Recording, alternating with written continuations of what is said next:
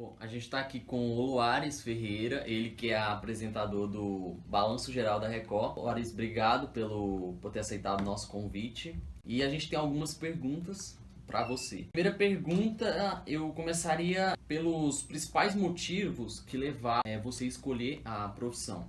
Bom, a primeira situação que eu me vi como jornalista é que eu sempre gostei de comprar briga dos outros. Desde menino na escola, eu era especialista em fazer manifestação em escola, para trocar diretor, trocar professor. Sempre tive eu sou do interior do estado, sou da cidade de Crixás, região norte de Goiás. Sempre participava de manifestações, de pressionar, de cobrar. Eu me lembro que aos 13 anos de idade eu estava num palanque brigando, defendendo um candidato. Hoje eu não faço isso mais. Mas assim, já era uma forma de me envolver. Só que eu fui percebendo e fui começando a prestar atenção no jornalismo, que através do jornalismo era possível fazer isso. Então, o meu conceito de jornalismo é jornalismo de resultado. O que é? Você resolver problemas das pessoas. Cada um adota o jornalismo como conceito. O meu conceito eu tenho que terminar um programa, eu tenho que terminar um texto de jornal, eu tenho que terminar algum trabalho com a sensação de que eu ajudei alguém, seja através de uma consciência, seja através de um problema que eu resolvi, de um médico, uma cirurgia, um asfalto, alguma coisa. Então, o que me fez realmente buscar o jornalismo e ter a certeza de que era isso que eu queria foi o meu envolvimento com causas, né? Eu sempre fui encrenqueiro, né? Na sua opinião, como jornalista, qual a principal característica que um jornalista deve ter? Ousadia. Ser ousado, não ter preconceito contra nada e, acima de tudo, pé no chão. Porque quando o jornalista ele tenta ser mais importante que a notícia, ele se perde. O grande problema hoje, principalmente na televisão, chama-se vaidade. Muitos profissionais que entram no mercado hoje, eles querem ser mais importante que a notícia. No jornalismo, quanto mais humilde e inteligente, humilde não quer dizer bobo, não quer dizer parado. Quanto mais pé no chão ele for, mais chance ele tem de ter sucesso, de fazer sucesso.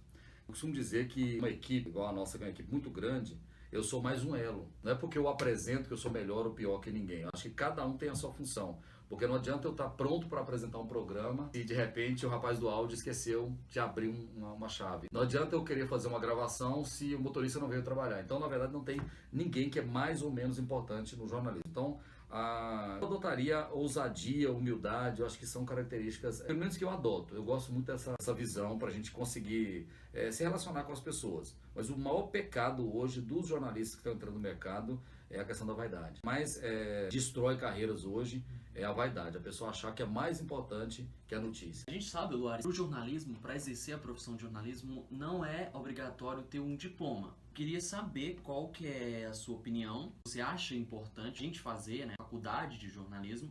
Queria saber sua opinião a respeito disso. Eu acredito assim, nós temos que fazer um debate de uma geração. Tivemos uma geração onde era uma outra mentalidade. Hoje o próprio mercado não pega mais. Esse debate, eu acho que ele até, apesar de não ter lei hoje obrigando a formação, as empresas não contratam mais, sem formação, sem registro profissional. Então assim, nós tivemos um tempo, como é que você vai pegar um camarada que tem 40, 50 anos de idade, que está há 20, 30, nasceu no jornalismo, quer dizer, esse cara sabe muito mais que todos nós, que qualquer professor de faculdade. Então o diploma para ele vai ser mais um papel. Ele já tem um conceito formado. Então, para essa geração que trabalhou até agora, eu não vejo problema nenhum. Essa galera que está entrando agora, eu acho super importante. Mas hoje as empresas não contratam. Aqui na Record, por exemplo, você não entra. Se você não tiver a formação, se você não for formado, você não entra. Então, as empresas sérias não contratam. Eu acho que o próprio mercado regula isso. Qual a maior lição que um estudante de jornalismo pode ter durante a faculdade? Uma coisa que eu sempre critico nas faculdades de jornalismo, eu acho que no primeiro ano já tinha que começar o estágio. Eu acho que o estágio na área de jornalismo ele tinha que começar no primeiro ano. Porque muitos jornalistas desistem do curso no primeiro ano. É muita teoria, acaba sendo ele se sente ansioso para entrar logo no mercado, ansioso para conhecer logo o mercado. Então, assim, eu acho que deveria mudar nesse conceito começar o estágio já no primeiro ano, porque aí você ia ter certeza se é isso que você quer ou não é. Eu tenho uma expressão que eu uso o seguinte: se você está estudando, se você está trabalhando para ser um jornalista, para ser mais um, você vai ser uma manada, você vai estar no meio de uma manada. Você tem que ser o patinho feio da história. É aquela pessoa que faz alguma coisa diferente, aquela pessoa que se destaca por um comportamento. Então, a dica que eu dou para o estudante hoje busque já construir a sua identidade já no início do curso. Porque você gosta de esporte? Cara, estuda muito esporte. Você vai fazendo o curso, mas se especializa no esporte. Você gosta, por exemplo, de comunidade, gosta de baile, trabalhar com material de problemas comunitários, especializa nisso, vai conhecer a cidade. Hoje um grande problema hoje que essa nova geração de jornalistas virou jornalista Google. Ele não tem uma fonte, vai para o Google pesquisar. Nem sempre que você encontra na internet é real ou tem qualidade. O maior pecado hoje da galera é usar o Google para fazer pesquisa Pode usar, mas o cara tem que ter uma informação, ele tem que ter um contato com um delegado, com um juiz, com um promotor, tirar uma dúvida, né? Não só uma entrevista, mas tirar uma dúvida. Sabe que exercer o jornalismo é arriscado, né? Porque você acaba cometendo um erro e isso pode prejudicar várias e várias pessoas. Qual o maior erro que um jornalista pode cometer? A informação falsa. Eu acho que o maior erro do jornalista, você vai fazer um texto, ficou com dúvida, muda a frase. Você não tem certeza, não publica. Nunca é demais para um jornalista ir ligar para alguém. Hoje mesmo, de audiência de custódia, eu mandei uma pergunta para um promotor, perguntando, me explica isso, como é que é isso aqui? Então, assim, o jornalista tem que ter fonte. Jornalista sem fonte é um jornalista fracassado e condenado a morrer na praia. Em algum momento, tipo, uma pergunta pessoal, em algum momento você pensou em tipo assim, escolher outro curso ou não ser jornalismo na área de comunicação?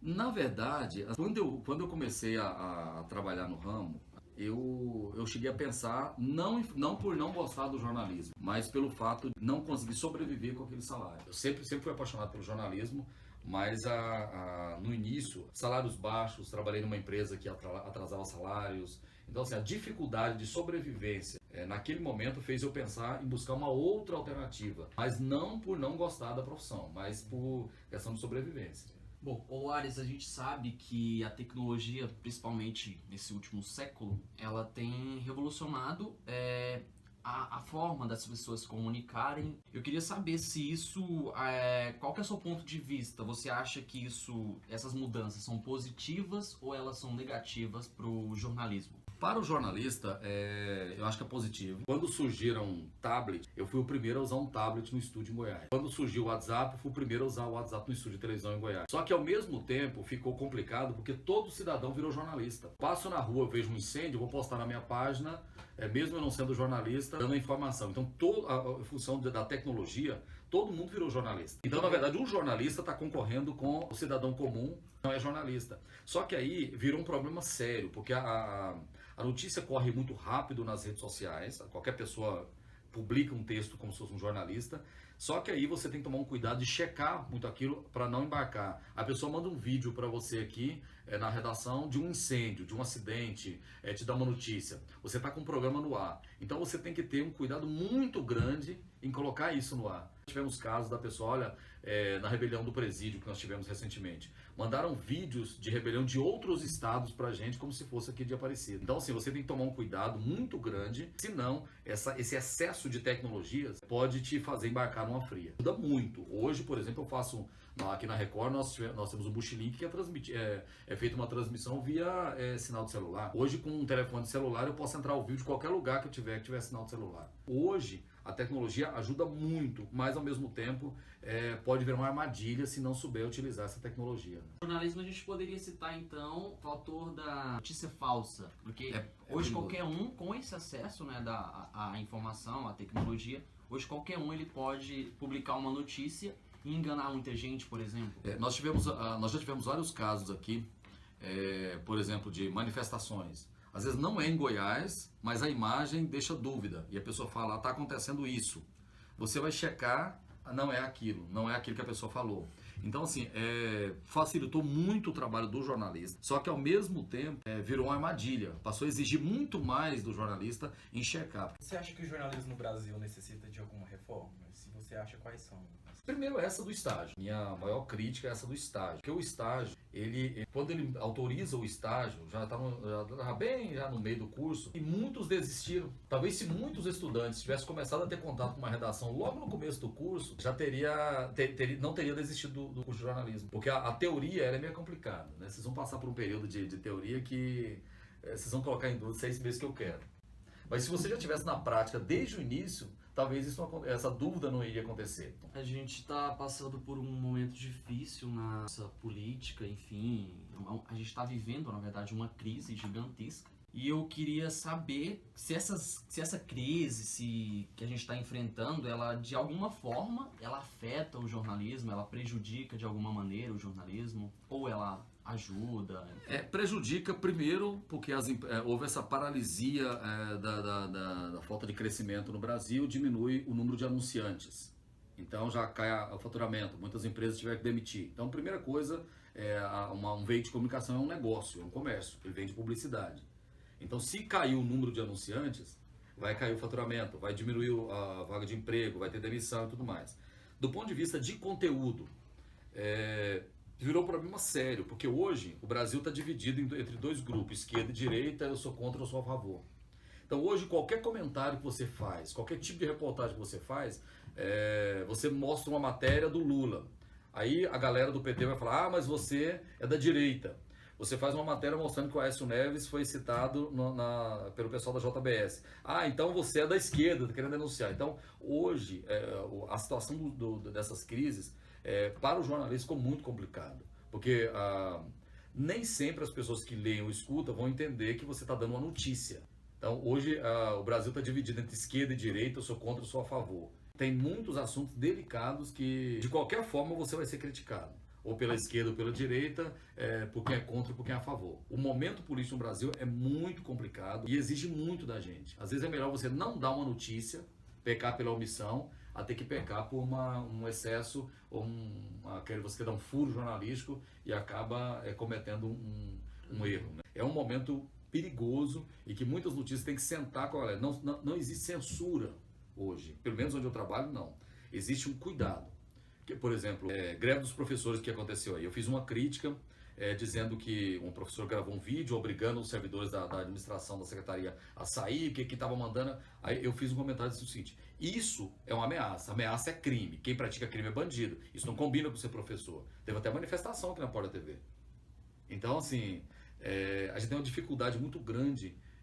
A pessoa, quando ela acredita que você é contra ou que você é a favor, já cria logo Então, hoje está mais difícil. O brasileiro, ele é assim, uma pessoa que eu poderia dizer que, de alguma maneira, principalmente esse povo mais de idade, ele não costuma buscar. Às vezes ele ouve de uma pessoa na rua e ele já segue aquilo e isso às vezes prejudica. É aí que entra a questão dessa nova tecnologia. Todo mundo virou jornalista. Eu pego uma foto do Lula, do Aécio, sei lá, eu posto e faço um comentário. A partir daí meus seguidores vão comentar, ou seja, virou uma notícia. Aí a pessoa vai passar isso pra frente como notícia. Às vezes é só uma opinião minha. Isso. Mas ela foi passada como se fosse um exemplo. O filho do Lula é um dos maiores criadores de gado do Mato Grosso. Ninguém nunca provou isso, mas virou uma lenda. É só um exemplo de como é complicado você lidar com informação nos dias de hoje. A notícia ela muda a cada minuto, ela muda a cada momento. A notícia que é uma manchete hoje, pela manhã você tem uma manchete, meio-dia ela mudou, à noite já é outra. Então, assim, maior erro dessa nova geração de jornalistas são preguiçosos. O jornalista ele prefere ler na internet a ter que ligar para alguém e confirmar a informação. Se você fizer uma pesquisa hoje entre os jornalistas que estão no mercado, você perguntar quantos livros você lê por ano. Se o camarada for muito honesto, ele vai dizer para você que nenhum. Se ele for mais ou menos honesto, ele vai falar um ou dois. Pouquíssimos jornalistas leem hoje em dia. Poucos jornalistas pegam um jornal e lê artigos, só olha a manchete no máximo ali. No Brasil, já houve casos onde jornalistas sofreram ameaças? No caso, você já passou por alguma situação do tipo? Ameaça, já passei, assim, eu não considero ameaça, que eu acho que faz parte do dia a dia, né, assim, esse tipo de, você não tem medo de amanhecer com a boca cheia de formiga, eu não sei se eu considero isso ameaça, não. Eu acho que faz parte da rotina. O que eu já tive foi assim, o que eu tomo, por exemplo, hoje, tomo cuidado. Eu não frequento lugar aberto, eu não frequento bares, o preço que a gente paga é muito alto. Né, por você fazer uma coisa mais crítica, mais segmentada, é muito alto. Mas tem muita gente que já trabalhei com jornalistas que sofreram ameaças. Eu já tive uma matéria que eu fiz quando eu trabalhei no jornal Opção sobre a máfia italiana com máquina caça-níqueis em Goiás, que eles fizeram muita ameaça. Eu mudei o meu comportamento, mas nem cheguei a considerar isso foi mais uma tentativa de intimidar. Agora, ameaça mesmo, já entraram na minha casa, que até hoje eu não tenho elemento para dizer que foi um assalto, um assalto mal sucedido ou se foi uma tentativa de intimidar. que até hoje na polícia nunca descobriu o que foi. Então, mas eu não diria que foi uma coisa para me intimidar, mas assim, eu tomo os cuidados, a gente não pode brincar com isso. Até porque a gente lida com interesses, com vaidades, ações que você contraria muita gente. Loares, eu queria que você falasse aqui no final, mais pro final da entrevista, você falasse sobre a sua origem. E as pessoas que te incentivaram a estar onde você está hoje. Eu nasci em Crixás, na região norte do estado. A minha mãe trabalhava, agora aposentou, era porteira de uma escola. Meu pai trabalhava na roça. Eu cresci em escola pública, trabalhei em escritório de contabilidade, trabalhei em supermercado, entregador de gás, entregava cimento, depois fui repositor de supermercado, depois fui para contabilidade do supermercado. E lá em Crixás, eu era adolescente ainda, tinha um jornalista, Rui Bucar, ele tinha um jornal chamado Opinião Pública. E eu comecei a me interessar pelo jornalismo ao ver o jornal. Eu achava assim o máximo a ver a notícia, eu era um dos primeiros a pegar o jornal. Então a convivência com ele mostrou isso. Mas eu já tinha ali aquilo que eu tinha te falado. Eu já tinha um comportamento meio rebelde, né, de questionar prova, diretor, professor. Eu já tinha aquele lado meio... Então, mas o que me despertou mesmo a vontade de entrar no mercado foi a convivência com o Rui Bucar. Depois eles fecharam o jornal deles, eu criei um jornal para mim. Durou pouco tempo, né? Eu não tinha muita experiência com gestão. Produzia conteúdo, mas não tinha experiência com gestão. Quando eu vim para Goiânia, que eu fiz minha formação em rádio e TV, né? Aí eu comecei a trabalhar em pit dog, na praça universitária, né? Eu trabalhava durante a noite e madrugada, de manhã estudava. Meu primeiro trabalho foi no Diário da Manhã, depois eu fiz, na época, CBN em Anguera, escrevi popular também, de interior. Depois eu fui trabalhar na Anguera em Rio Verde, fui para Lusiana, trabalhei na Globo Brasília. Na Opção trabalhei em duas fases, né? Em 2001, aí eu vim para a Record para cobrir férias na reportagem.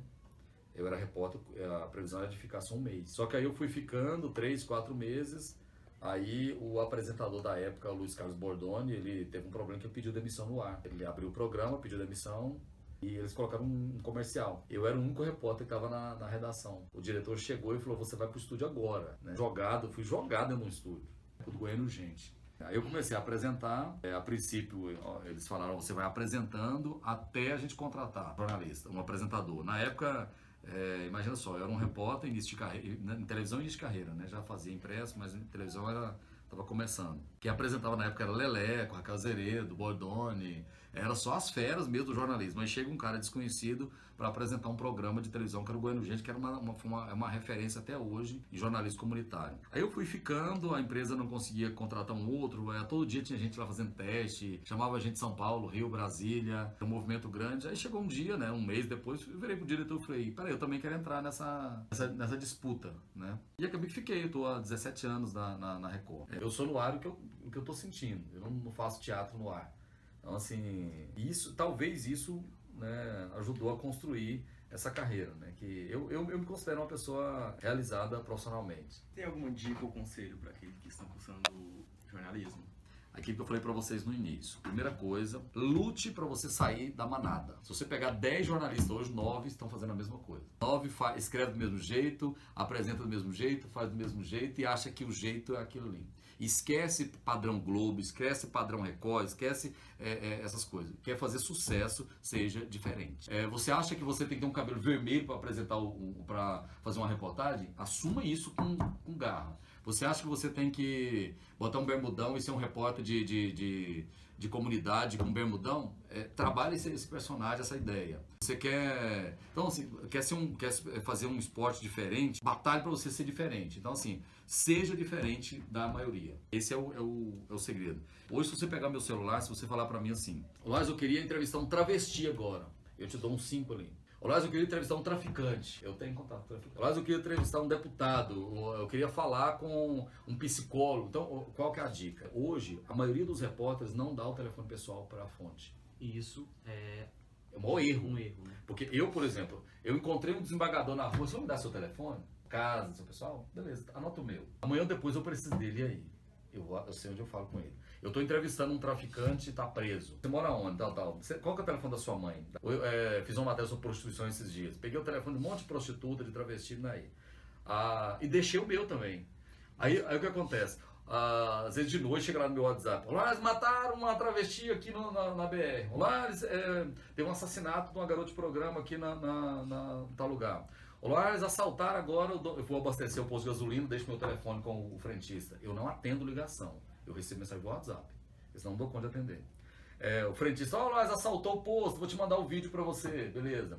Olá, eles roubaram. Então, eu acabo criando uma teia de informantes que sempre que eu preciso, sempre que acontece alguma coisa aqui na Grande Goiânia, tem alguém me avisando. A maioria dos jornalistas não faz isso. Mas é meu telefone particular. Eu penso o seguinte, se você quiser ser um bom jornalista, esquece esse negócio de descanso. Você está lá em Caldas Novas descansando, você viu um acidente lá numa situação, você viu alguma coisa. Se você não voltar com alguma foto, algum vídeo, alguma coisa, você não é um bom jornalista. Então, para ser um bom jornalista, tem que viver isso 24 horas por dia. Tem muitos colegas que falam assim, eu saí da redação, meu trabalho ficou lá. Agora, para mim, não existe isso. Luares, em relação ao jornal impresso, qual que é a sua opinião com toda essa evolução tecnológica que está tendo? Você acha que o jornal impresso, daqui 10, 20 anos, não sei, daqui uma época aí, ele vai desaparecer? Qual que é o seu pensamento a respeito? Não, acho que ele não vai desaparecer, ele vai mudar o conteúdo dele. Hoje, por exemplo, o jornal impresso ele traz factual, aconteceu ontem. Isso vai ter que acabar. Porque você pega o jornal de hoje, falando sobre JBS, tudo notícia velha, muito velha. Então o jornal impresso ele vai continuar mais como opinião, mais como um outro contexto, não com esse contexto de notícia factual. Aconteceu um incêndio, aconteceu uma morte, aconteceu... Esse tipo de notícia não vai ter mais espaço no jornal impresso. Então você acredita que ele vai mudar? Ele vai continuar, ele vai mudar o conteúdo dele. Vai mudar o conteúdo dele. Porque, por exemplo, você vai comprar um jornal para você ver uma notícia que você está vendo no Facebook. Você vai comprar um jornal para você ver uma notícia que você entra no site do próprio jornal. Você pega o Popular, por exemplo. Você vai comprar um jornal de hoje, sendo que ontem essas mesmas notícias você já viu publicadas no online deles. Então, assim, o que vai acontecer vão ter que segmentar, trabalhar com artigos, com opinião, um outro contexto. Esse contexto de notícia factual, ele não vai ter espaço no impresso mais. O jornal impresso está te entregando hoje notícia velha. Então, vai ter que ter uma mudança de conteúdo, mas ele não acaba, não. Ok, Luares, eu gostaria de te agradecer. Obrigado. Pelo convite. Não me colocaram.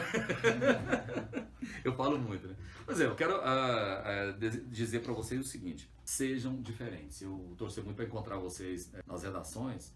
Sejam diferentes. É o único caminho de conseguir sucesso e ganhar dinheiro. Quer ganhar dinheiro, quer conquistar reconhecimento, seja diferente. Né? Porque se vocês formarem, ser mais um jornalista no mercado, eu garanto que vocês vão estar ganhando R$1.000 e poucos o piso aí, salarial, e vão decepcionar com a carreira logo logo. Então, assim, sejam diferentes, sejam ousados, sejam... Inovar, buscar fazer coisas diferentes, ter texto diferente, ter formato de comunicação diferente, ter... Tudo que seu colega está fazendo, faça diferente dele que você vai fazer sucesso. Obrigado, Obrigado pela entrevista. Boa sorte para vocês. Obrigado. Boa sorte para vocês.